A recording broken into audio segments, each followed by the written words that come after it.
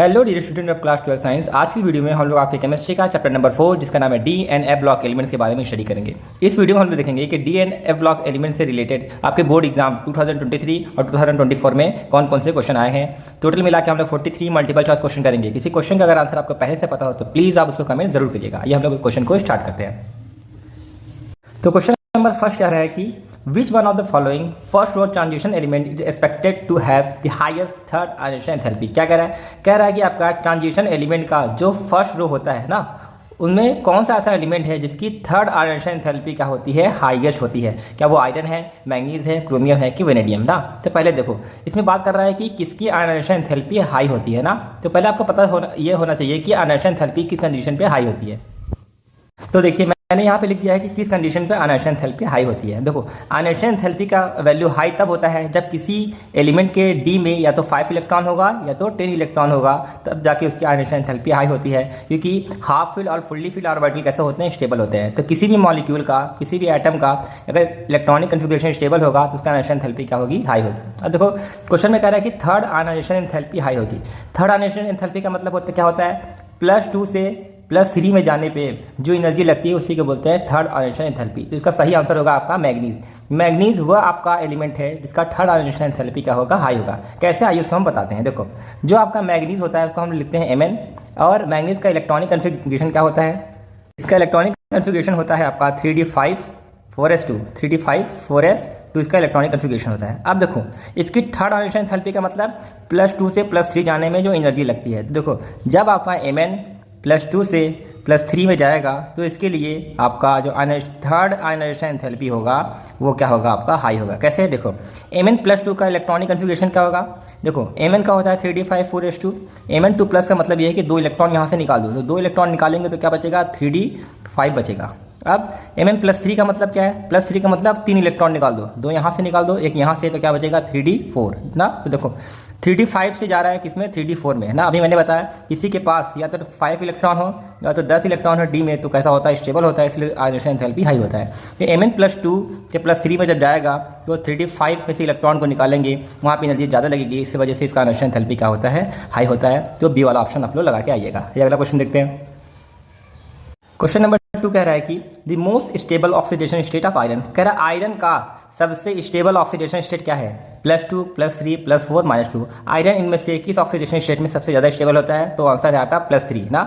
Iron जब आपका +3 oxidation state में होता है तो कैसा होता है, सबसे ज़्यादा स्टेबल होता है। क्यों, आइए पहले इसके इलेक्ट्रॉनिक कन्फिगरेशन लिखते हैं। तो देखो जो आयरन होता है, आयरन का इलेक्ट्रॉनिक कन्फिगरेशन क्या होता है, 3d6 4s2। ये होता है आपका आयरन का इलेक्ट्रॉनिक कन्फिगरेशन ना। लेकिन जब आयरन +3 निकालेंगे तो +3 का मतलब क्या है, +3 का मतलब यह है कि 3 इलेक्ट्रॉन निकाल दो, 2 इलेक्ट्रॉन यहाँ से निकलेगा, 1 इलेक्ट्रॉन यहाँ से निकलेगा, तो इसका इलेक्ट्रॉनिक कन्फिगरेशन क्या हो जाएगा, 3d5। तो जब किसी एलिमेंट का इलेक्ट्रॉनिक कन्फिगरेशन 3d5 होता है वो कैसा होता है, स्टेबल होता है ना। तो वही क्वेश्चन में कह रहा है कि आयरन का कौन सा ऐसा ऑक्सीडेशन स्टेट है जो सबसे ज़्यादा स्टेबल होता है, वो होता है आयरन +3। क्योंकि आयरन +3 में डी में होते हैं 5 इलेक्ट्रॉन, जिसकी वजह से कैसा होता है, स्टेबल होता है। तो most stable oxidation state of iron is +3। तो बी वाला ऑप्शन करेक्ट होगा। अगला क्वेश्चन देखते हैं। क्वेश्चन नंबर 3 कह रहा है कि द इक्विलिब्रियम C2CR2O7 पे 2- रिएक्शन करके बना रहा है 2CrO4 पे 2- ना। फिर क्या बताना है, कह रहे हैं ये जो इक्विलिब्रियम दिया है, जो रिएक्शन दिया गया है ना, ये इक्विलिब्रियम कब एग्जिस्ट करता है, बेसिक मीडियम में, एसिडिक मीडियम में, न्यूट्रल मीडियम में, ये एग्जिस्ट ही नहीं करता है ना। देखो Cr2O7 को बोलते हैं डाइक्रोमेट, Cr4 को बोलते हैं क्रोमेट। तो डाइक्रोमेट से क्रोमेट बन रहा है। डाइक्रोमेट से क्रोमेट कब बनता है, बेसिक मीडियम में, एसिडिक मीडियम में, न्यूट्रल के एग्जिस्ट ही नहीं करता। तो देखिए आपको यह पता होना चाहिए था डाइक्रोमेट से क्रोमेट कब बनता है। जब आप लोग डाइक्रोमेट में क्या मिलाओगे, बेस। डाइक्रोमेट में बेस मिलाओगे तो कैसा बन जाएगा, क्रोमेट। और क्रोमेट में जब आप लोग एसिड मिलाओगे तो क्या बन जाएगा, आपका डाइक्रोमेट ना। तो क्वेश्चन में देख रहे हो क्या डाइक्रोमेट से बन रहा है क्रोमेट। डाइक्रोमेट से क्रोमेट कब बनता है, डाइक्रोमेट से क्रोमेट कब बनता है, जब उसमें क्या मिलाओगे, बेस, यानी कि OH- मिलाओगे ना। तो कौन सा ऑप्शन सही होगा, तो पहला ऑप्शन बिल्कुल सही होगा। डाइक्रोमेट से क्रोमेट तब बनेगा जब उसमें हम लोग क्या मिलाएंगे, बेस मिलाएंगे, यानी कि बेसिक मीडियम में डाइक्रोमेट से क्रोमेट का फॉर्मेशन करता है ना। तो यही आपका पहला वाला आंसर होगा। आइए अगला क्वेश्चन देखते हैं। क्वेश्चन नंबर 4 कह रहा है कि when MnO2 is fused with KOH in air it gives। कह रहा है कि जब MnO2 का KOH के साथ रिएक्शन कराएंगे एयर यानी कि ऑक्सीजन के प्रेजेंस में, तो वो रिएक्शन करके क्या बनेगा, KMnO4 बनेगा, K2MnO4 बनेगा, MnO2O7 बनेगा या Mn2O3 बनेगा ना। तो ये आपके पोटेशियम पर मैग्नेट की प्रिपरेशन से रिएक्शन लिया गया है ना। तो होता क्या है समझो, जब आप MnO2 का रिएक्शन कराओगे किसके साथ, KOH के साथ, एयर यानी कि ऑक्सीजन के प्रेजेंस में, तो ये लोग आपस में रिएक्शन करके बनाते हैं K2MnO4, पोटेशियम मैग्नेट का फॉर्मेशन करते हैं ना। तो यही आपका हो जाएगा आंसर। तो जब MnO2 KOH के साथ रिएक्शन करेगा एयर के प्रेजेंस में तो क्या बनाएगा, K2MnO4, यानी बी वाला ऑप्शन बिल्कुल करेक्ट है। ये आपके रिएक्शन से लिया गया है। अगला क्वेश्चन देखते हैं।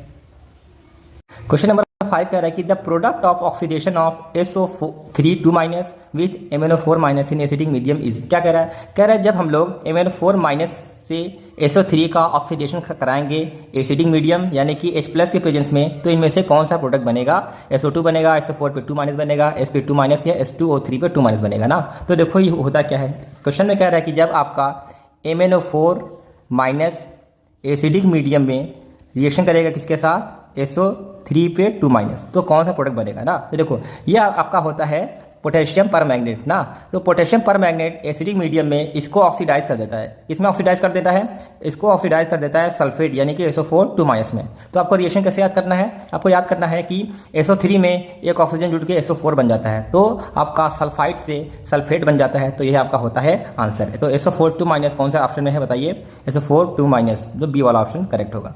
MnO4 एक ऑक्सीडाइजिंग एजेंट होता है, ये SO3 को ऑक्सीडाइज कर देता है SO4 में, तो यह आपका मेन प्रोडक्ट बनता है। अगला क्वेश्चन देखते हैं। क्वेश्चन नंबर 6 कह रहा है कि the correct order for the increasing oxidizing in 3D series और ट्रांजिशन एलिमेंट। क्वेश्चन में कह रहा है कि 3D सीरीज के जो ट्रांजिशन एलिमेंट होते हैं ना, उसको ऑक्सीडाइजिंग के पावर में अरेंज करना है इंक्रीजिंग ऑर्डर में, तो इनमें से कौन सा ऑर्डर होगा ना। तो इनके बारे में मैं कुछ बता देना चाहता हूँ। देखो होता क्या है, जो आपका ऑक्सीडाइजिंग पावर होता है ना, वो डायरेक्टली प्रोपोर्शनल होता है ऑक्सीडेशन स्टेट के। जितना ज़्यादा ऑक्सीडेशन स्टेट होगा उतना ही ज़्यादा ऑक्सीडाइजिंग पावर होगा ना। तो बस आपको देखना होगा कि इन तीनों में से किसका ऑक्सीडेशन स्टेट ज़्यादा होता है ना। तो होता क्या है समझिए, तो कौन कौन सा इसमें दिया है, MnO4- दिया है, Cr2O7 पे 2- दिया है, और VO2 पे प्लस दिया है ना। तो जो इसमें MnO4 होता है, इस पे Mn पे होता है +7 चार्ज, Cr2O7 2- पे होता है +6 चार्ज, और VO2 पे होता है +5 चार्ज ना। तो देखो यहाँ पे किसका चार्ज सबसे ज़्यादा है, सबसे ज़्यादा चार्ज है किसका, MnO4- का, फिर Cr2O7 का है, फिर VO2 का है ना। तो ऑक्सीडाइजिंग पावर है, तो सबसे ज़्यादा ऑक्सीडाइजिंग पावर किसका होगा, सबसे ज़्यादा होगा MnO4- का ना। उसके बाद किसका होगा, Cr2O7 का, लास्ट में किसका होगा, VO2 का। लेकिन ये कह रहा है किस ऑर्डर में करना है, इंक्रीजिंग ऑर्डर, मतलब कम से ज़्यादा। हमने लोगों ने किया है ज़्यादा से कम, तो कम से ज़्यादा करेंगे तो क्या ऑर्डर हो जाएगा, कम से ज़्यादा करेंगे तो सबसे कम कौन है आपका, VO2 ना। VO2 सबसे कम है। उसके बाद इससे ज़्यादा कौन है, Cr2O7 पे 2- है, और इससे ज़्यादा कौन है, MnO4-। ये हम लोगों ने अरेंज कर दिया है किस ऑर्डर में, इंक्रीजिंग ऑर्डर में। यही हमारा ऑप्शन होगा। तो इमेज करो किस ऑप्शन में दिया है, VO2 Cr2O7, ये देखो सी वाला ऑप्शन देखिए, VO2 Cr2O7 MnO4, यही आपका करेक्ट ऑप्शन होगा, है ना। तो याद रखिएगा, कभी ऑक्सीडाइजिंग पावर के बारे में बात कर लेगा तो oxidizing power directly proportional to oxidation state. जितना ज़्यादा ऑक्सीडेशन स्टेट होगा उतना ज़्यादा ऑक्सीडाइजिंग पावर होगा। तो सबसे ज़्यादा ऑक्सीडाइजिंग पावर किसके पास है, MnO4- के पास है, उससे कम Cr2O7 के पास है, सबसे कम VO2 के पास है ना। यही आपका आंसर हो जाएगा। अगला क्वेश्चन, क्वेश्चन नंबर 7 कह रहा है कि which of the following does not show variable oxidation state. कह रहा है कि इन चारों में से कौन सा ऐसा एलिमेंट है जिसके पास वेरिएबल ऑक्सीडेशन स्टेट नहीं है। मतलब कौन सा ऐसा एलिमेंट है जो एक से ज़्यादा चार्ज नहीं रखता है। देखो आयरन जो होता है वो 2 तरह के चार्ज रखता है, +2 और +3। कॉपर के पास 2 तरह के ऑक्सीडेशन स्टेट होते हैं, +1 होता है और आपका होता है +2 होता है। मैंगनीज के पास जो है वो आपका +2 से लेके +7 तक ऑक्सीडेशन स्टेट होता है। स्कैंडियम के पास सिर्फ और सिर्फ एक ही ऑक्सीडेशन होता है, वो है आपका +3। तो क्वेश्चन में कह रहा है कि कौन सा ऐसा चारों में से एलिमेंट है जो वेरिएबल ऑक्सीडेशन स्टेट शो नहीं करता है। तो आपका आंसर हो जाएगा स्कैंडियम।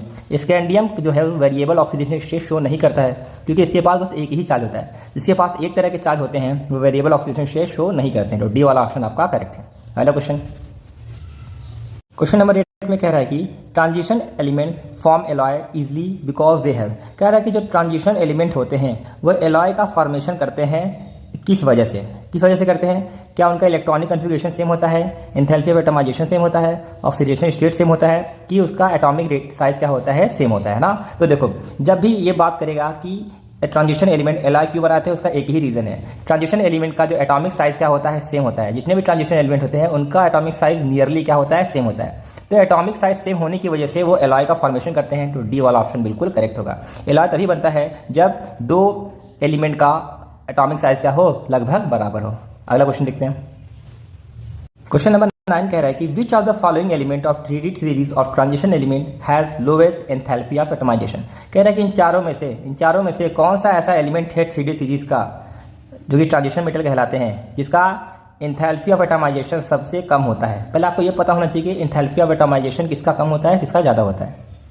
तो देखिए, जब किसी एलिमेंट के पास नंबर ऑफ अनपेड इलेक्ट्रॉन कम होगा, किसी के पास अगर अनपेड इलेक्ट्रॉन क्या होगा, कम होगा, तो उसके लिए एंथैल्पी ऑफ एटमाइजेशन की वैल्यू भी क्या होती है, कम होती है। किसी एलिमेंट के पास अगर अनपेड इलेक्ट्रॉन क्या होगा, ज़्यादा होगा, तो उसका एंथैल्पी ऑफ एटमाइजेशन भी क्या होगा, ज़्यादा होगा। तो क्वेश्चन में क्या पूछ रहा है, किसके लिए एंथैल्पी ऑफ एटमाइजेशन लो होता है। एंथैल्पी ऑफ एटमाइजेशन लो होता है किसके लिए, जिसके पास अनपेड इलेक्ट्रॉन बिल्कुल ही कम होते हैं ना। तो अगर इन चारों में से आप अनपेड इलेक्ट्रॉन निकालेंगे तो जिंक जो ऐसा एलिमेंट है जिसका अनपेड इलेक्ट्रॉन सबसे कम आएगा। जिंक का एंथैल्पी ऑफ एटमाइजेशन सबसे कम होता है क्योंकि उसके पास अनपेड इलेक्ट्रॉन भी क्या होता है, कम होता है। तो डी वाला ऑप्शन आपका करेक्ट होगा। आप चाहे तो इसका इलेक्ट्रॉनिक कन्फिग्रेशन निकाल के चेक कर सकते हैं कि इसके पास कितने अनपेड इलेक्ट्रॉन पाए जाते हैं। देखो होता क्या है, जो जिंक होता है ना, जिंक का इलेक्ट्रॉनिक कन्फिग्रेशन होता है 3d10 4s2। 3d10 4s2 इसका इलेक्ट्रॉनिक कन्फिग्रेशन होता है। अब डी में कितने ऑर्बिटल होते हैं बताइए आप लोग।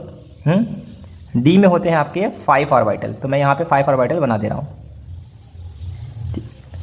1 2 3 4 और ये वाला 5। तो डी में 10 इलेक्ट्रॉन है, 10 इलेक्ट्रॉन फिल करो। 1 2 3 4 5 6 7 8 9 10 ना। इसमें कितने इलेक्ट्रॉन होते हैं, इसमें आपके जो होते हैं वो सिर्फ और सिर्फ इसमें एक ही ऑर्बिटल होता है। तो एक ऑर्बिटल है और इसमें कितने इलेक्ट्रॉन है, 2 इलेक्ट्रॉन है। तो डी में 10 इलेक्ट्रॉन हम लोगों ने भर दिया, इसमें 2 इलेक्ट्रॉन हम लोगों ने भर दिया ना।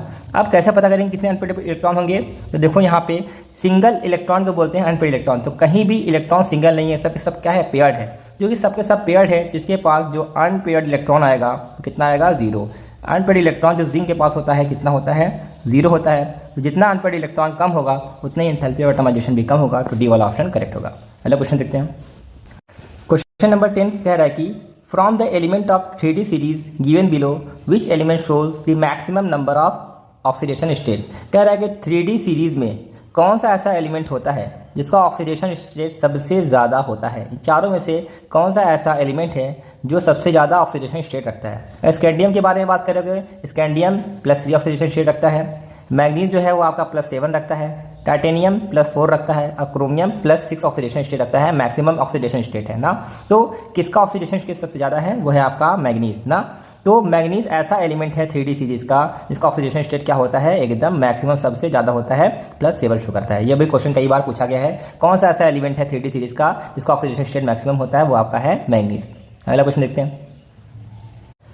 क्वेश्चन नंबर 11 में कह रहा है कि the general electronic configuration of D block element is. कह रहा है कि डी ब्लॉक एलिमेंट का जनरल इलेक्ट्रॉनिक कन्फिग्रेशन क्या होता है ना। तो अगर आप बात करेंगे general electronic configuration of D block element के बारे में ना, तो डी ब्लॉक एलिमेंट का जनरल इलेक्ट्रॉनिक कन्फिग्रेशन होता है n-1 डी 1 से लेके 10 इलेक्ट्रॉन, ns 1 से लेके 2 इलेक्ट्रॉन। यही उसका होता है जनरल इलेक्ट्रॉनिक कन्फिग्रेशन। तो बताइए किस ऑप्शन में ये मैच कर रहा है। अगर आप ऑप्शन मैच करेंगे तो पहला वाला ऑप्शन बिल्कुल करेक्ट है ना। यही आपका जनरल इलेक्ट्रॉनिक कन्फिग्रेशन होता है डी ब्लॉक एलिमेंट्स का। अगला क्वेश्चन देखते हैं। क्वेश्चन नंबर 12 कह रहा है कि transition metal are known to make interstitial compound. कह रहा है कि ट्रांजिशन मेटल जो होते हैं वो इंटरस्टिशियल कंपाउंड बनाने के लिए जाने जाते हैं। ठीक है, फिर आगे क्या कह रहे हैं, formation of interstitial compound make the transition metal. क्या कह रहा है, कह रहा है कि जब ट्रांजिशन मेटल क्या बनाते हैं, इंटरस्टिशियल कंपाउंड बनाते हैं, तो उनमें क्या बदलाव आता है। क्या वो पहले से ज़्यादा हार्ड हो जाते हैं, पहले से ज़्यादा सॉफ्ट हो जाते हैं, पहले से ज़्यादा डक्टाइल हो जाते हैं, या फिर वो पहले से ज़्यादा मेटेलिक हो जाते हैं ना। तो याद रखिएगा, जब ट्रांजिशन मेटल आपका इंटरस्टिशियल कंपाउंड बनाते हैं वो पहले से ज़्यादा हार्ड हो जाते हैं। तो पहला ऑप्शन करेक्ट है। तो जब जैसे ही ट्रांजिशन एलिमेंट आपका इंटरस्टिशियल कंपाउंड बनाता है वो पहले से मुकाबले और हार्ड हो जाते हैं। तो पहला ऑप्शन करेक्ट है। अगला क्वेश्चन देखते हैं। क्वेश्चन नंबर 13 में कह रहा है कि out of Fe+2 CO+2 Cr+3 और Na+2 the one which shows highest magnetic moment is. कह रहे हैं कि इन चारों में से कौन सा ऐसा आयन है जिसका मैग्नेटिक मोमेंट सबसे ज़्यादा होता है ना। तो ये आपके पास 4 ऑप्शन है। तो देखिए, जो आपका मैग्नेटिक मूवमेंट होता है उसको हम लोग म्यू से डिनोट करते हैं। तो magnetic movement is directly proportional to number of unpaired electron. जितना ज़्यादा नंबर ऑफ अनपेयर्ड इलेक्ट्रॉन होगा उतना ही ज़्यादा मैग्नेटिक मूवमेंट का वैल्यू होता है ना। तो सबसे पहले हम देखेंगे इन चारों में से किसके पास अनपेयर्ड इलेक्ट्रॉन पाए जाते हैं ना। आइए चेक करते हैं क्या करके। अगर हम लोग Fe+2 के बारे में बात करेंगे ना, तो क्या देखेंगे Fe+2 के पास कितने अनपेयर्ड इलेक्ट्रॉन होते हैं। तो कैसे निकालोगे, आयरन का इलेक्ट्रॉनिक कन्फिग्रेशन होता है क्या 3d6 4s2 होता है ना। Fe+2 का कितना होगा, इसमें से 2 इलेक्ट्रॉन निकाल दोगे तो Fe+2 बन जाएगा। तो यहाँ से 2 इलेक्ट्रॉन निकाल दो तो क्या बचेगा 3d6 ना। 3d6 है तो इसके पास कितने अनपेयर्ड इलेक्ट्रॉन होंगे, डी में आपके होते हैं 5 ऑर्बिटल होते हैं ना। तो मैं यहाँ पे आपको 5 ऑर्बिटल बना देना है, ठीक है, बना देते हैं। 1 ऑर्बिटल, 2, 3, 4 और ये वाला 5। तो सब में क्या इलेक्ट्रॉन भर दो, 6 इलेक्ट्रॉन है टोटल, 1 2 3 4 5 6 ना। तो कितने अनपेयर्ड इलेक्ट्रॉन है, 1 2 3 4। Fe+2 के पास 4 अनपेयर्ड इलेक्ट्रॉन है। अब आइए चेक करते हैं CO+2 के पास कितने अनपेयर्ड इलेक्ट्रॉन है ना। तो CO+2 का चेक करते हैं। बी वाला ऑप्शन दिया है आपका CO+2 या CO2+ ना। तो देखो, कोबाल्ट का इलेक्ट्रॉनिक कन्फिग्रेशन क्या होता है, कोबाल्ट का इलेक्ट्रॉनिक कन्फिग्रेशन होता है 3d7 4s2 ना।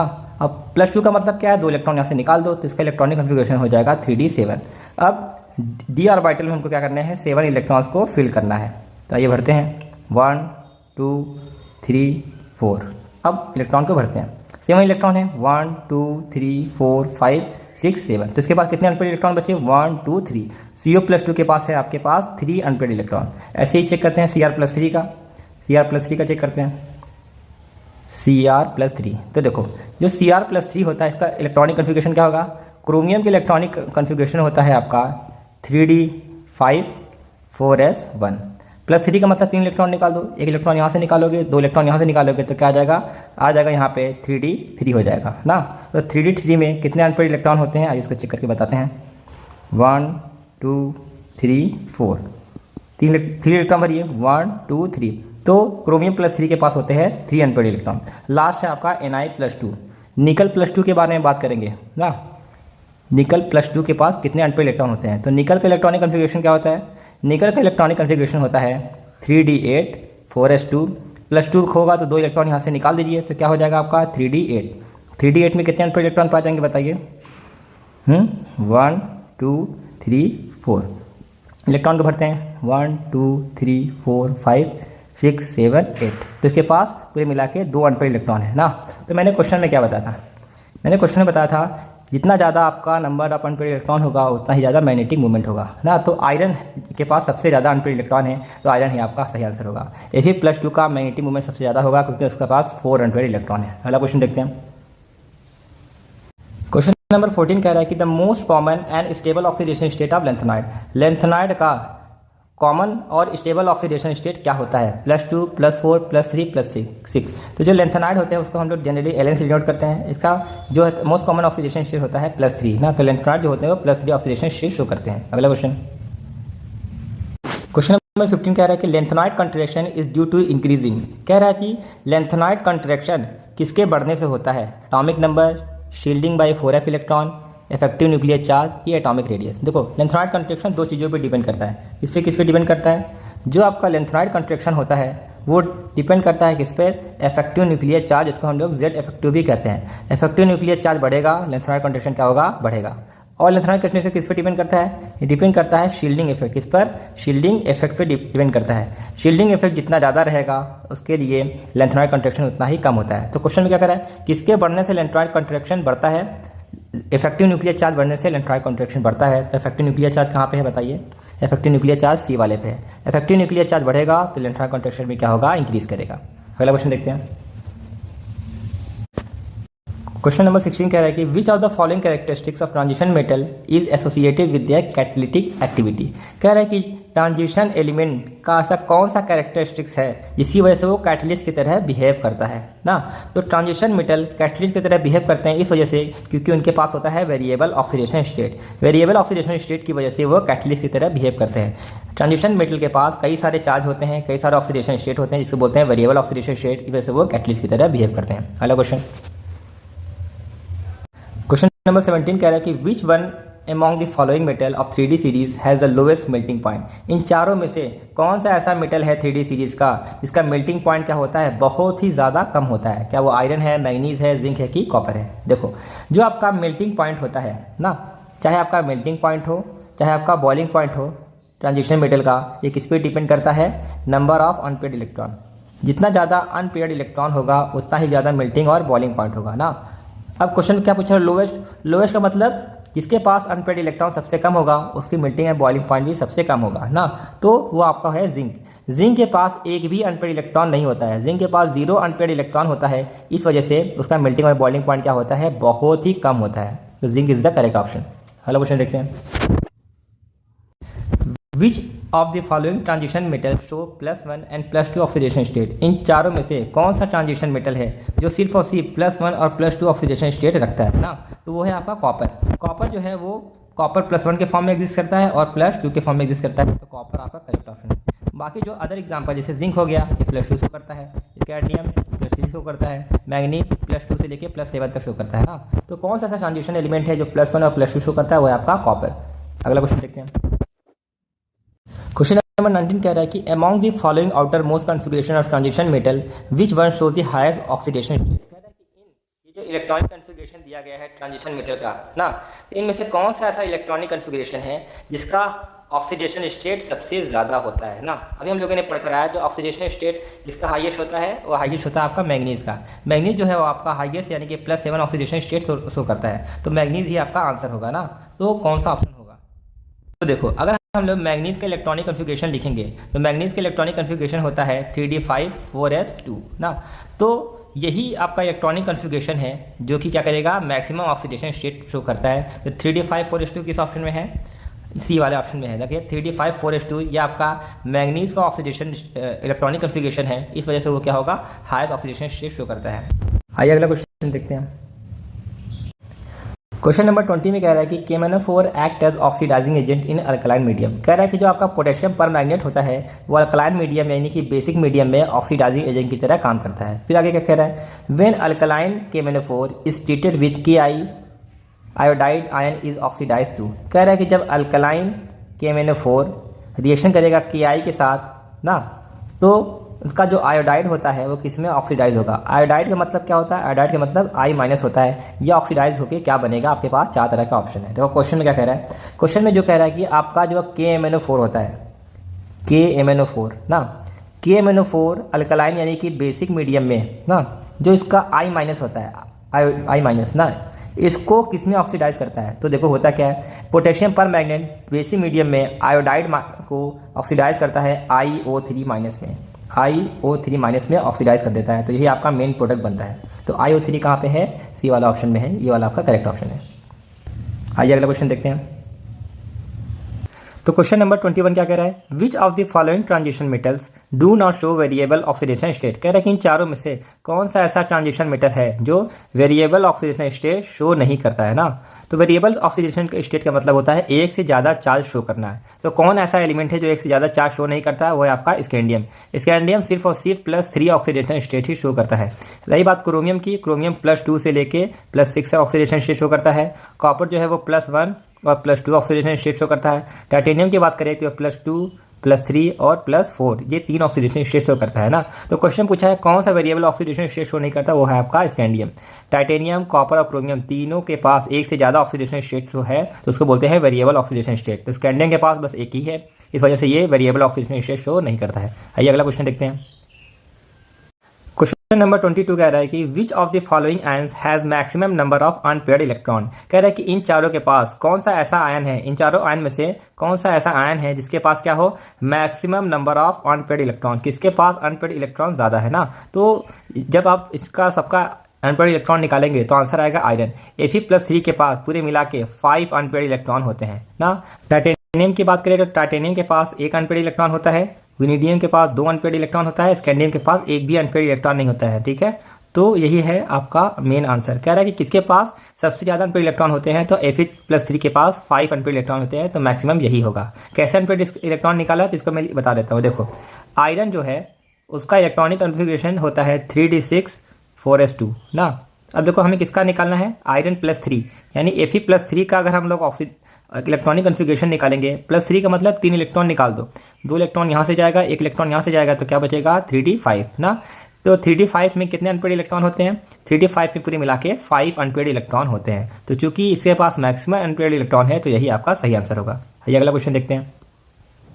तो देखिए क्वेश्चन नंबर 23 क्या कह रहा है, the ions of metals of group 12 zinc, cadmium and mercury have completely filled d orbital and so they. कह रहा है कि ग्रुप 12 में कौन कौन से एलिमेंट आते हैं, जिंक, कैडमियम और मरकरी। कह रहा है कि जिंक, कैडमियम और मरकरी के का जो d ऑर्बिटल होता है वो कम्प्लीटली फिल्ड होता है। कम्प्लीटली फिल्ड का मतलब ये होता है इन तीनों के d में कितने इलेक्ट्रॉन होते हैं, 10 इलेक्ट्रॉन।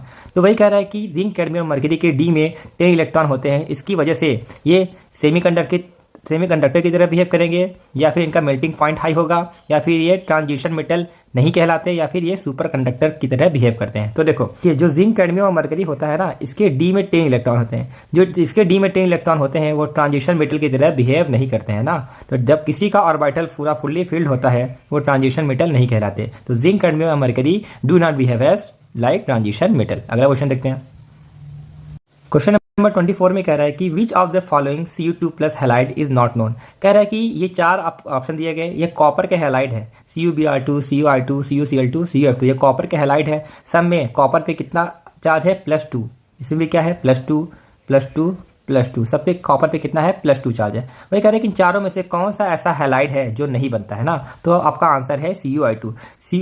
Cu2+ का कौन सा हैलाइड नहीं बनता है, CuI2 नहीं बनता है। क्यों नहीं बनता है समझो। देखो होता क्या है, CuI2 को अगर आप चार्ज में ब्रेक करेंगे तो ब्रेक होता है किसमें, Cu2+ में और I- में, ये आपका चार्ज में ब्रेक होता है ना। तो होता क्या है, CuI2 में ये जो आपका Cu2+ है ये किसकी तरह बिहेव करता है, जो आपका Cu2+ है ये ऑक्सीडाइजिंग एजेंट होता है। तो ऑक्सीडाइजिंग एजेंट क्या करता है, ये I- को ऑक्सीडाइज कर देता है किसमें, I2 में, और खुद रिड्यूस हो जाता है Cu2I2 में। Cu2I2 में रिड्यूस हो जाता है। यहाँ पे कॉपर पे है +2 चार्ज, यहाँ पे कॉपर पे क्या है, +1 चार्ज ना। तो कॉपर जो है वो आयोडीन के साथ +2 में एग्जिस्ट नहीं करता है। तो वही कह रहा है कि कौन सा ऐसा हैलाइड है जो इसमें Cu2+ एग्जिस्ट नहीं करता है ना। तो वो कौन है आपका CuI2 ऐसा कंपाउंड है जिसमें जो कॉपर है वो +2 में एग्जिस्ट नहीं करता है, बल्कि किसमें एग्जिस्ट करता है, कॉपर जो है वो आयोडीन के साथ +1 में एग्जिस्ट करता है। यहाँ जो कंपाउंड बना है Cu2I2, यहाँ पे कॉपर पे ऑक्सीडेशन स्टेट कितना होता है, +1 ना। तो यही आपका मेन आंसर है। अगला क्वेश्चन देखते हैं। क्वेश्चन नंबर 25 कह रहा है कि which property of transition metals enables them to behave as catalyst. कह रहा है कि ट्रांजिशन मेटल का ऐसा कौन सा प्रॉपर्टी होता है जो कि कैटलिस्ट की तरह बिहेव करता है ना। तो देखो ट्रांजिशन मेटल के पास होते हैं variable oxidation state. Variable oxidation state होने की वजह से जो ट्रांजिशन मेटल होते हैं वो कैटलिस्ट की तरह बिहेव करते हैं। अगला क्वेश्चन देखते हैं। क्वेश्चन नंबर 26 कह रहा है कि which of the following ions has the electronic configuration 3d6। कह रहा है कि इन चारों में से कौन सा ऐसा आयन है जिसका इलेक्ट्रॉनिक कन्फिगरेशन होता है 3d6, यानी किसका 3d6 इलेक्ट्रॉनिक कन्फिगरेशन होता है, यही पूछ रहा है ना। आइए एक एक करके हम लोग चेक करते हैं। अगर हम लोग बात करेंगे पहला निकल का, निकल +3 ना, आइए देखते हैं Na+3 का इलेक्ट्रॉनिक कन्फिगरेशन क्या होता है। देखो निकल का इलेक्ट्रॉनिक कन्फिगरेशन क्या होता है, निकल का इलेक्ट्रॉनिक कन्फिगरेशन होता है 3d8 4s2 ना। ये होता है निकल का इलेक्ट्रॉनिक कन्फिगरेशन। ये क्वेश्चन में Ni+3 पूछ रहा है। +3 का मतलब है कि 3 इलेक्ट्रॉन निकाल दो, तो 2 इलेक्ट्रॉन यहाँ से निकालो, 1 इलेक्ट्रॉन यहाँ से निकालेंगे तो क्या बचेगा, 3d7 बचेगा। अब अगर हम दूसरे ऑप्शन की बात करेंगे CO+3, तो पहले देखो कोबाल्ट का इलेक्ट्रॉनिक कन्फिगरेशन क्या होता है, कोबाल्ट का इलेक्ट्रॉनिक कन्फिगरेशन होता है 3d7 4s2, ठीक है। अब +3 का मतलब वही है 3 इलेक्ट्रॉन निकाल दो, 2 इलेक्ट्रॉन यहाँ से निकलेगा, 1 इलेक्ट्रॉन यहाँ से निकलेगा, तो क्या बचेगा 3d6। तो वही क्वेश्चन पूछ रहा था कि कौन सा ऐसा आयन है जिसका इलेक्ट्रॉनिक कन्फिगरेशन क्या है आपका 3d6। तो है क्या, CO+3 का इलेक्ट्रॉनिक कन्फिगरेशन होता है 3d6। तो CO+3 is the correct option. अगला क्वेश्चन देखते हैं। क्वेश्चन नंबर 27 कह रहा है कि which property of transition metals enables them to behave as catalyst. कह रहा है कि ट्रांजिशन मेटल की कौन सी ऐसी प्रॉपर्टी होती है जो कि वो कैटलिस्ट की तरह बिहेव करता है। ये क्वेश्चन रिपीटेड है ना, तो मैंने बताया था वेरिएबल ऑक्सीडेशन स्टेट होने की वजह से जो ट्रांजिशन मेटल होते हैं वो कैटलिस्ट की तरह बिहेव करते हैं। अगला क्वेश्चन देखते हैं। Question number 28 which property of transition metals enables them to behave as catalyst. देखो ये फिर से रिपीटेड क्वेश्चन आ गया। अगला क्वेश्चन देखते हैं। क्वेश्चन नंबर 29 कह रहा है कि the most common oxidation state of all lanthanide, जितने भी लेंथेनाइड होते हैं उनका कॉमन ऑक्सीडेशन स्टेट क्या होता है, यानी वो कौन से चार्ज शो करते हैं। तो देखो जितने भी लेंथेनाइड होते हैं वो कॉमनली +3 ऑक्सीडेशन स्टेट शो करते हैं ना, तो +3 ही आपका करेक्ट ऑप्शन होगा, यानी कि सी वाला ऑप्शन बिल्कुल करेक्ट है। अगला क्वेश्चन देखते हैं। क्वेश्चन नंबर 30 कह रहा है the interstitial compound of transition metals are, कह रहा है ट्रांजिशन मेटल्स के जो इंटरस्टिशियल कंपाउंड होते हैं वो सॉफ्ट होते हैं, ज़्यादा डक्टाइल होते हैं, ज़्यादा हार्डर होते हैं, या फिर ज़्यादा मेटेलिक होते हैं। तो देखिए जब ट्रांजिशन मेटल आपका इंटरस्टिशियल कंपाउंड होता है बनाता है तो वो पहले से ज़्यादा क्या हो जाते हैं, हार्ड होते हैं। तो सी वाला ऑप्शन बिल्कुल करेक्ट है। अगला क्वेश्चन देखते हैं।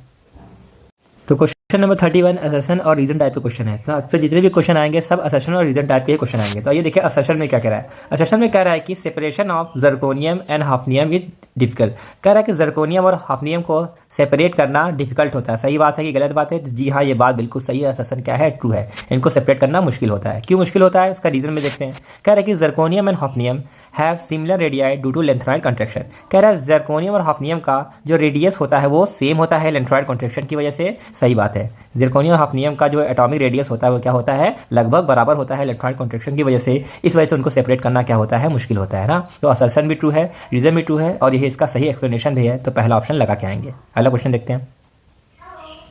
क्वेश्चन नंबर 32 के सेशन में कह रहा है कि separation of zirconium and hafnium is difficult, zirconium और हाफनियम को सेपरेट करना डिफिकल्ट होता है। तो सही बात है, असर्शन बिल्कुल सही है। रीजन क्या कह रहा है, कह रहा है कि जर्कोनियम और हाफनियम रेडियो एक्टिव होते हैं। तो जी नहीं, रेडियो एक्टिव नहीं होते हैं। तो रीजन क्या है आपका, फॉल्स है। तो असर्शन क्या है, ट्रू है, रीजन आपका फॉल्स है। तो assertion is true, reason is false, C वाला आपका बिल्कुल सही आंसर होगा। अगला क्वेश्चन देखते हैं। क्वेश्चन नंबर 33 कह रहा है कि असर्शन में जर्कोनियम और hafnium are of almost similar atomic radii, कह रहा है जर्कोनियम और हाफनियम का एटॉमिक रेडियस क्या होता है, लगभग बराबर होता है। सही बात है गलत बात है? तो जी हाँ, ये बिल्कुल सही बात है ना।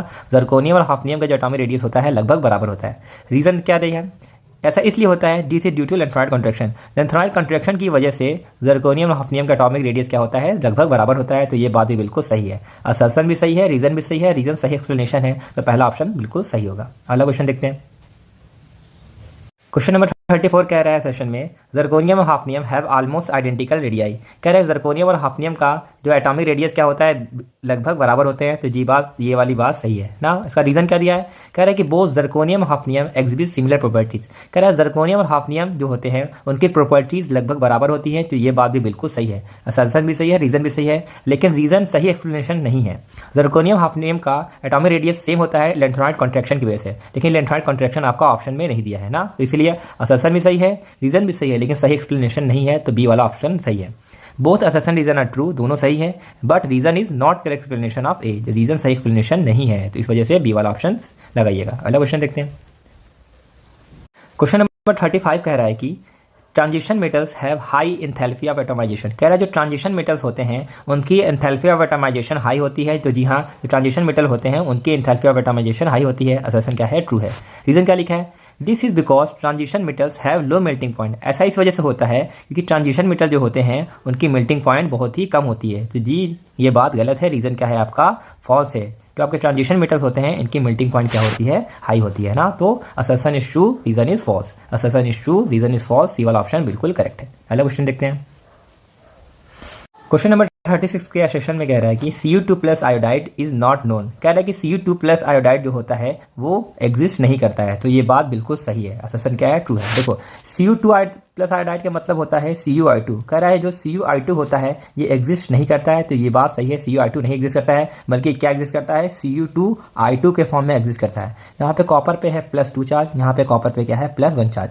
और कॉपर जो है वो आयोडीन के साथ +2 में नहीं बल्कि +1 में एग्जिस्ट करता है। तो वही सही बात है, कॉपर +2 आयोडीन के साथ एग्जिस्ट नहीं करता है। तो असर्शन ट्रू है। रीजन क्या कह रहा है, Cu2+ has strong tendency to iodize I- to iodine, कह रहा है जो कॉपर +2 है उसके पास I- को आयोडीन यानी कि I2 में कन्वर्ट करने की क्षमता होती है। तो जी हाँ, ये बात बिल्कुल सही है। होता क्या है समझो, देखो जो आपका Cu2+ होता है ना, ये होता है ऑक्सीडाइजिंग एजेंट ना। ये क्या करता है, ये I- को किस में बदल देता है, I2 में बदल देता है, जिस वजह से ये Cu2+ में एग्जिस्ट नहीं करता है। तो असर्शन भी सही है, रीजन भी सही है, रीजन सही एक्सप्लेनेशन भी है। तो आपको आंसर लगाना है पहला, both assertion and reason are true, reason is the correct explanation of A. अगला क्वेश्चन देखते हैं।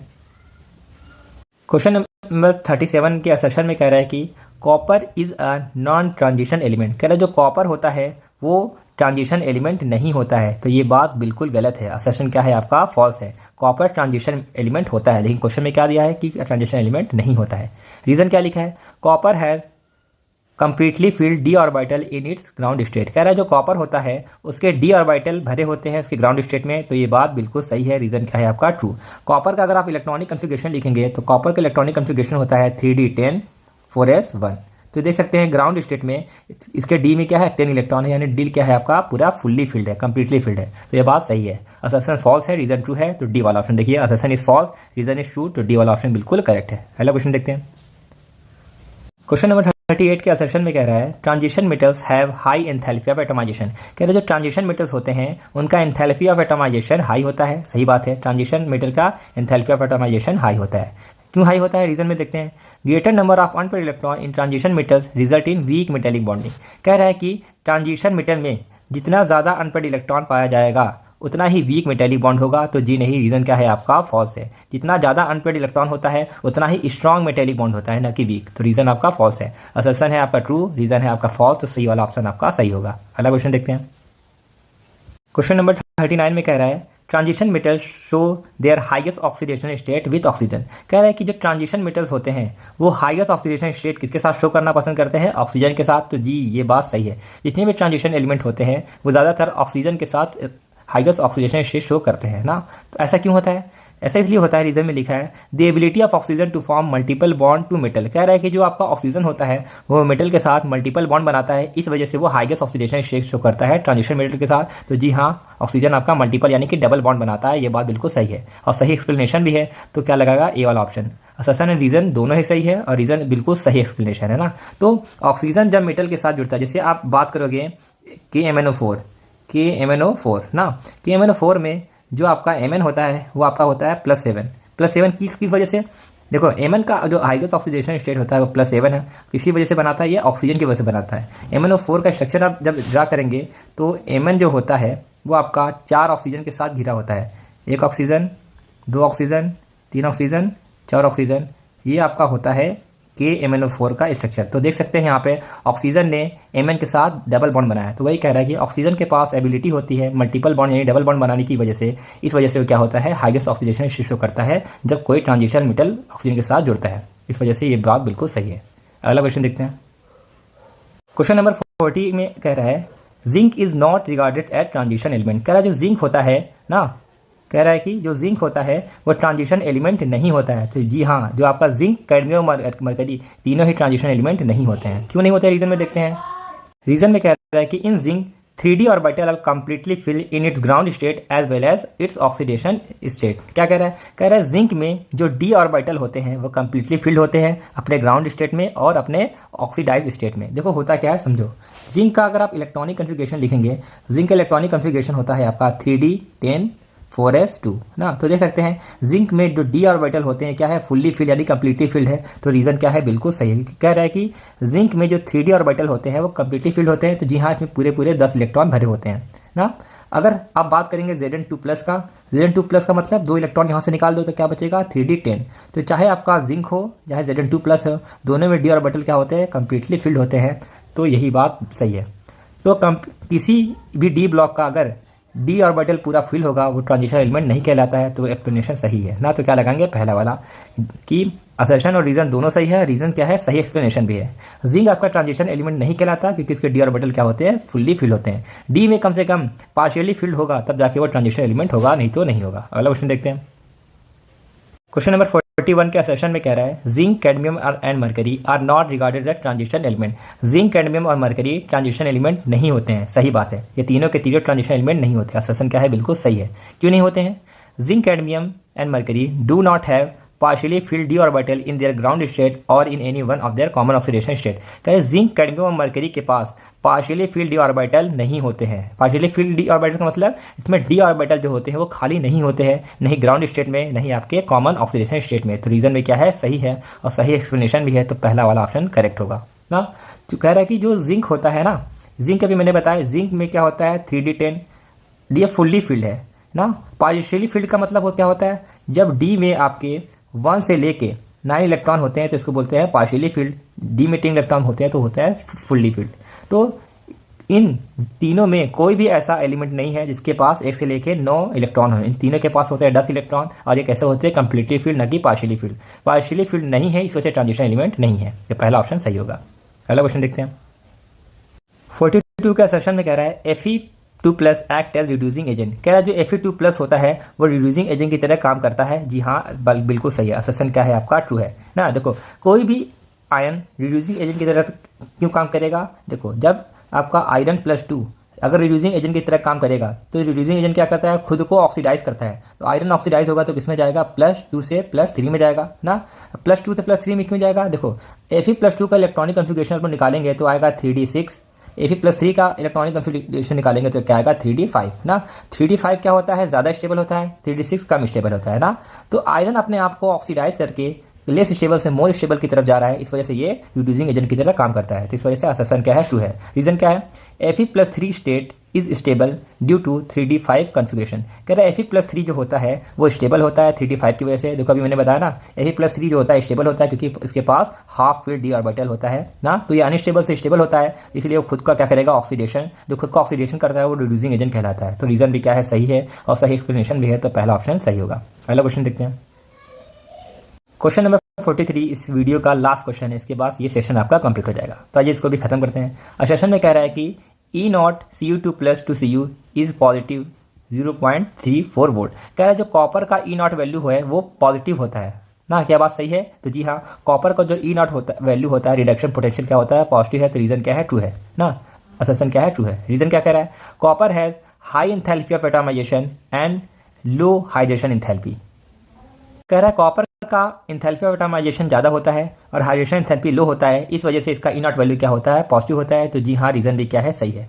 जब किसी एलिमेंट का एंथैल्पी ऑफ एटमाइजेशन ज़्यादा होगा और हाइड्रेशन एंथैल्पी कम होगा तो उसका E0 वैल्यू क्या आता है, पॉजिटिव आता है। तो ये बात बिल्कुल सही है और सही एक्सप्लेनेशन भी है। तो ए वाला ऑप्शन लगाइएगा कि दोनों असर्शन और रीजन सही है और रीजन बिल्कुल सही एक्सप्लेनेशन है असर्शन का ना। इसी के साथ ये पूरा का पूरा 43 क्वेश्चन आपका कंप्लीट होता है। तो जिस जिस टॉपिक से क्वेश्चन आए गए हैं उस टॉपिक को आप अच्छे से तैयार करिएगा। हो सकता है इस साल भी उसी टॉपिक से रिलेटेड सवाल पूछा जाएगा। इसके बाद हम लोग नेक्स्ट चैप्टर स्टार्ट करेंगे जो है आपका कोऑर्डिनेशन कंपाउंड ना। तो आपके NCERT का जो केमिस्ट्री है चैप्टर 1 से लेकर चैप्टर 10 तक लगभग सारे ही क्वेश्चन आंसर मैंने अपलोड कर दिए हैं, आप जाके वहाँ से देख सकते हैं। ठीक है, मिलते हैं आप लोग नेक्स्ट वीडियो में।